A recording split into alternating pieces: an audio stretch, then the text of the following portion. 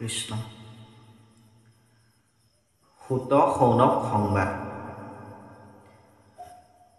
প্ৰথম স্কন্ধৰ পৰা দ্বাদশ পৰ্যন্তে কহিলা ৰাজাত মহা মুনীন্দ্ৰ মহন্তে সংক্ষেপ কৰিয়াই উধাৰিয়া তাৰ সাৰ শংকৰে ৰচিলা কৃষ্ণ চৰিত্ৰ পয়াৰ 28 সহস্ৰ ঋষি বেদত প্ৰধান বিষ্ণুৰ নৈমিষ ক্ষেত্ৰ মহাপুণ্য স্থান মান্য কৰি সুতকপা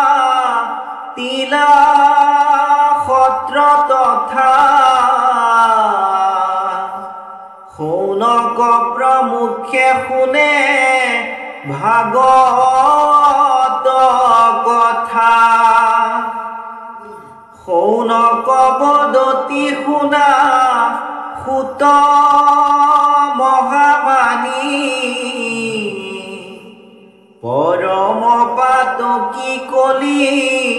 পাইলে হেন জানি আৰম্ভিলা যজ্ঞ আখি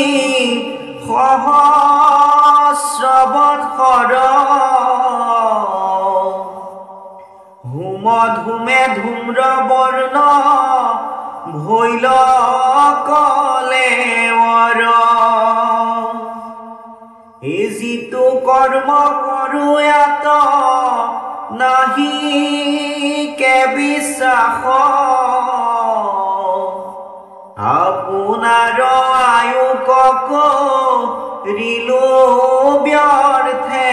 নাশ সম্প্ৰতি তুমি চিন্তি উক মহাহিত কৰায়ুক পান কৃষ্ণ চৰিত্ৰ অমৃত হে পৰম ঈশ্বৰ কৃষ্ণ দেৱ নাৰায়ণ তান মহাভক্তিটো শ্ৰৱণ কীৰ্তন ইহা কন জানিয়ান কৰ্ম কৰি মৰো কৈও কৃষ্ণ কথা সুত যেন মতে তৰো ইহা দেখে আমাৰ লীল মহাভাগ হে তুমি হেন মহন্তক পাইলো ভাগ্যে লাগ যত স্বৰ্গ সুখ যিটো মুখ্য সুখ মূল ভকতৰ সংগৰয়ল পকুনো হিতুল হে আকাশে সঞ্চৰে ৰবি ৰথ যেন বায়ু সূৰ্যৰ লগত হৰৈ জগতৰ আয়ু এক ক্ষণ মানে যিটো শুনৈ কৃষ্ণ কথা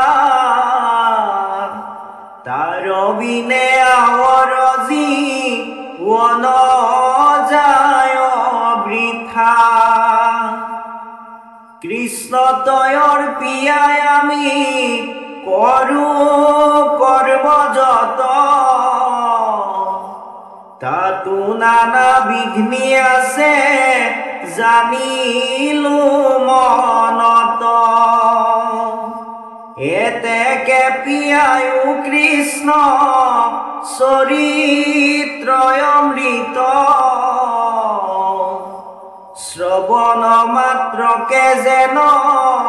হয়ো কৃত